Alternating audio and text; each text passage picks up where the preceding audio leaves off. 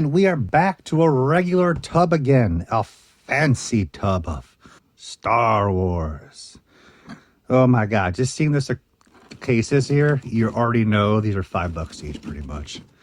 So let's see what we got here. Let's see what we've been storing away for all these years. And so let's continue. We have 88. Great figure, actually. I love the robot droids and all that. Completely turned yellow. Just love to show you just how old we're all getting.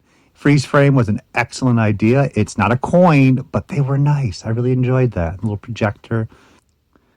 You know, we can go back to the back to the 60s and 70s, and we'll have friends and family over, and we'll get everyone to show our trip. Instead of a trip, we're going to have freeze frame Star Wars and just project them on the wall and talk about all the characters, which, actually, the more I talk about this, it's like a bad idea right now. But anything tinted bubble, I'm just going to let go. We have Padme. These were nicer figures. They didn't reissue a lot of these styles. Royal Decoy. So I guess technically it's not Padme. But these are nicer. This is pretty much where I'm going to end, trying to keep one of every figure. It would be Power of the Jedi. And it'll just be a sporadic keeping of 30th and Legacy here and there. But nix most of everything afterwards. But that's still a really cool piece. It's in clean shape. We have Episode 1. Any of the R2s recolored was always a warm welcome. Absolutely love it. I do want to keep a couple of the Episode 1, obviously. More the later figures than the early figures, but whatever. I should have a loose one. This is from the final series. And if you guys didn't know, they were exceptionally difficult to get. Most of them were shipped off to, if you've been watching my videos, Japan. So I'd go to Japan for years and literally just pick up these figures and sell them in the U.S. And for quite some time, it was doing very well. A lot of this market has actually gone down in value. I used to pick him up, Ascension Gunner Amidala, C.O. Bibble, $5 each. Amidala was the best figure, and I would sell her for $35, $40, and you just pick them up all day long. They weren't really particularly rare. But now most of these figures have dropped to $10 each. So I'll hold on to that one. That's a cool piece. Here's another piece you pick up. That was $2 at Psychedelia, which was a store in Osaka. Nice piece. There's the little Japanese import sticker. $2. That's how it was for most of Star Wars in the early 2010s. I mean, a little bit beforehand, obviously. But Star Wars was just junk. And they couldn't even tell between vintage and newer pieces. They didn't care because it wasn't selling. So at times you would walk into a store and they would have a whole bunch of Power of the Jedi, Power of the Force 2 for $5 each. And then it'll be a carded, Empire figure from Kenner for $5 next to it. And you're like, okay, I'll take that. Not in good shape, not a good character. But you get lucky once in a while. Of course, now they're on the ball. Now they know there's money behind a lot of this stuff. They research everything. Ilan Slezbagano. Ilan Slezbagano, which is, and to be honest with you, it's a terrible name because you're trying to keep Star Wars serious, and this just makes it very, very unserious movie. I didn't like that. So he has his gun. Oh, we do have the death sticks in there. Hell yeah. Outlander nightclub. Encounter. Man, that guy's in Star Wars. I cannot see how he is just not the shit in that nightclub. He is awesome. I wish I was as cool as this guy. Now that I look at it. Screw Obi-Wan, screw being Anakin Skywalker. I want to be Elon. It comes with death sticks. I mean, I'm actually pretty stoked about that. I actually just want to have this figure loose now. And I don't get it. Okay, I obviously get it. But there should be, at Galaxy's Edge, Pixie Sticks renamed as Death Sticks. It's super simple. All the kids are going to be wanting it. They're going to come back home and ask their friends and family, do you have any more Death Sticks? Why don't they make that product? It's going to be amazing. I hope someone at Disney's hearing this because Death Sticks are what the kids yearn for at Galaxy's Edge. This will be more of an uncommon piece. This series didn't get produced as much, so I would not doubt this one will actually have some value, as the previous figures are probably all the $5 each. But we will find out. I'm not an expert on the valuations of brainworms. I like it already. I like the side accessories more than I like the characters now. And of course, our favorite hero from the Disney J.J. Abrams film, Jane Castle. I loved it when she showed up to save Padme. And then she's like, who are you? I'm like, I'm Officer Jane, Space Precinct. My God, this is so British. It's ridiculous. Yeah, never seen this series. I like 3¾ inch figures, so I was just like, hell, I'll pick this up. When these get stuck in the U.S., nobody cares. $1 each. You know, it's like, okay. And we have a Sand Trooper. Look at that. Old school pricing of $15. Oh, we got to check the condition. Oh my God. Oh my God. It's flawless mint. A little bit of edge wear right there. We're not going to make the 15. So this is how it was. This is a Sand Trooper. This is from the second series, I believe, of the original orange carded series. This should be like mega money if you followed the pathways of the original Keter figures from the 80s, and it's not. And that's why we have 1, 2, 3, and 4 because they never sold. I would probably hazard, even though they are troopers, they'll sell well in general, $5 each. So we'll keep 1, sell the rest. That's good. More. Same thing from Japan, Mandarake. Yonghyaku ni Juen. About $4. Water damage in the back. She really likes the color blue. I get that. She probably listens to Eiffel all the time. At least she has a gun. That's pretty cool. I'll let that go. We are off to TC14, solid piece. Again, you can see down there was 800 yen. So I probably paid like on discount, maybe 500 at a show. Great figure. Just repainting C3PO. I'm happy with that. Nice chrome silver. As I said, this is the final series. I'm going to keep that. But about $10. And here we are, the freeze frame Fett. Oh my God. You guys, if you didn't live through the Boba Fett Power of the Force 2 time frame, you will never understand how, like, remember, there are no new movies. It's just the 3. And then Kenner is only producing just a limited amount of figures per, like, let's say every quarter, every half a year. And it's like you're more excited and more pumped up because it was a different time. There's not much product being produced. It's just, so what they ended up having an issue with was the half circle was a variation. And then there was like, oh, this part's not painted on his chest. And then it's also a half circle. There's a guy that wrote a book on all the Boba Fett variations. It might have been from Japan.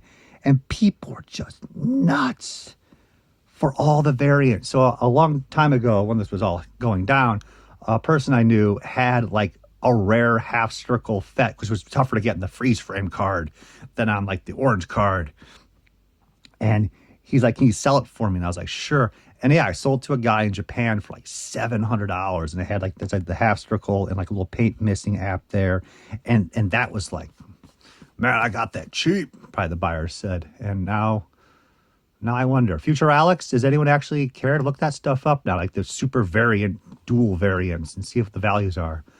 Man, time is changing. Look at that.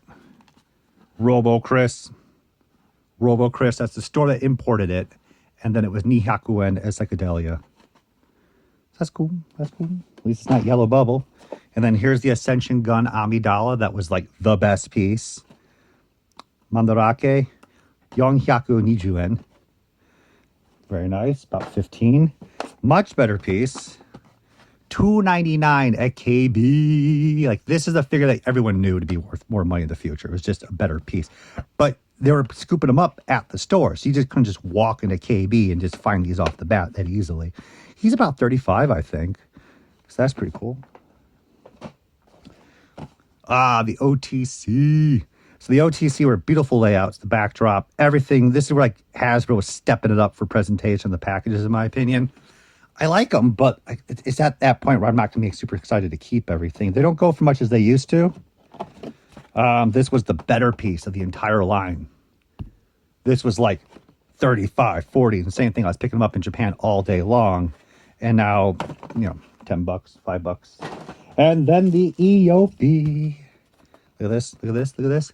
Boom. Senen, about $10. So the EOP is like the rarest of the vehicle/animals defined from the original episode 1 series. Pretty much ended up mostly in, say it with me everyone, in Japan. So we'd pick these things up all day long in Japan. They were never rare. You would sell them in the U.S. for about $75 to $85 each because nobody had them and everybody wanted them. And not so much anymore. I don't know. I kind of like the idea of keeping this awkward, strange animal, but I'll probably end up letting it go. But again, what's the market now? 20 bucks? 25? It has a little bit of value, probably a little more than that. But as I said, like the episode 1 stuff is just sailing away and no one's like, ooh, pick it all up. It's going to be a good investment. No. There's just tons of it out there because that's what they did. They just flooded the market with it. So we're off to the races with Lava Reflection. I can't even get a good shot on it because of all the reflection. On sale at $6.48 at Target. I probably bought this at the time and I was like, man, this is a good deal. And, oh my God, there's 2 of them. No idea. I actually completely forgot that figure exists, to be honest with you. And then we have General Grievous. $11. Probably paid about $6. I usually got these. Target at that time was fascinating that they put the stickers on these. But at time, the product got moved around from those side end caps. They're like further down from the action figure aisle. But if you scanned it, they kind of missed putting the next sticker on top. So it'll say 1104 and people will pick it up and go, $11. I don't want to pay that. But you scan it. There you go. It would be even less than that. So you would find some great deals on top of the normal deals. This is like $7 now. Isn't that crazy? The original Trilogy collection was their first attempt to recapture that magic of the original series. They did a pretty good job. And of course, they went back to it and did a better job. And because of that, most of this market is just not even there. These are mostly like $7 each. And even at that time, look at that.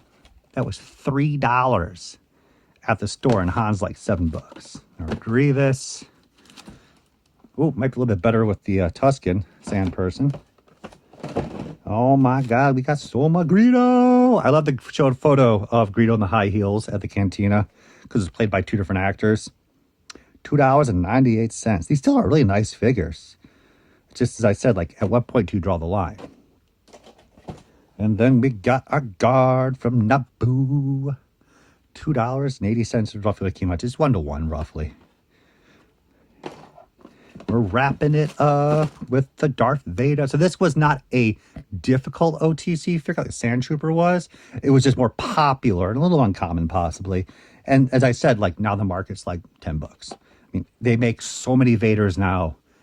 I mean, it's just got to be like one guy somewhere for like a decade who's like the guy to sculpt the Vaders. And he's like, oh my God, not another Vader. But like, dude, you're the best one to do it. Like, I know, I don't want to do it, but you're the best to do it.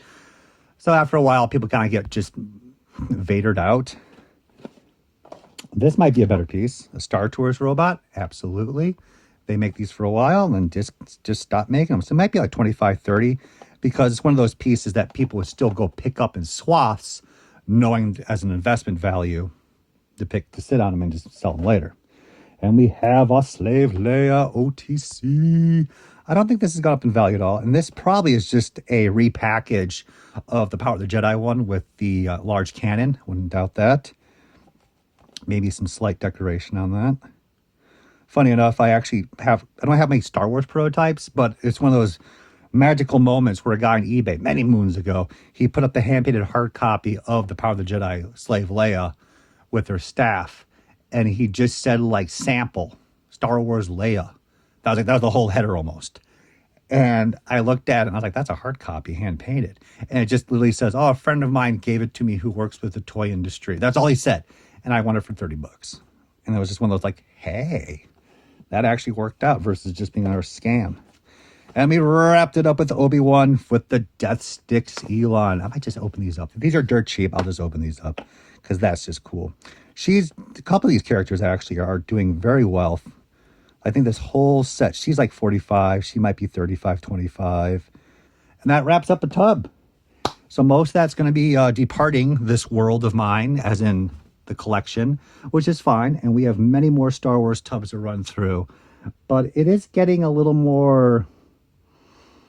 They're getting a little on my happy side going through some of them. As you may have noticed, I go through the videos that I'm like, oh, that's nice. That's actually pretty cool. Well, I'll keep that. I'll keep that one too. And then like, okay, let's not do this again. So most of this will go, but we'll definitely keep some because they still really are nice figures.